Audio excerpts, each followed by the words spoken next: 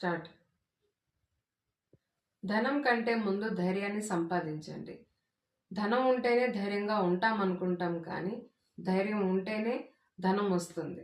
మనలో చాలామందికి చాలా మంచి తెలివితేటలు, ఐడియాస్ ఉంటాయి. కానీ ఫస్ట్ స్టెప్ వేయటానికే భయపడతాం. ఎందుకంటే ధనాన్ని ఎక్కువగా, ధైర్యాన్ని తక్కువగా చూస్తున్నాం కాబట్టి.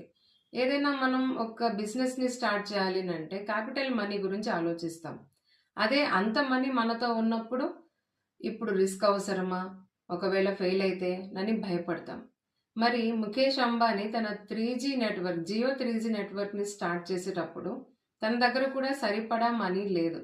కానీ ఆ రోజుల్లోనే తనకున్న ధైర్యం, ఆత్మవిశ్వాసం, నమ్మకం, ఈ 3 క్వాలిటీస్ అతన్ని జియో సామ్రాజ్యానికి ఒక అధినేతగా నించోబెట్టింది. అందుకే ధనం కోసం వెతకటం ఆపండి.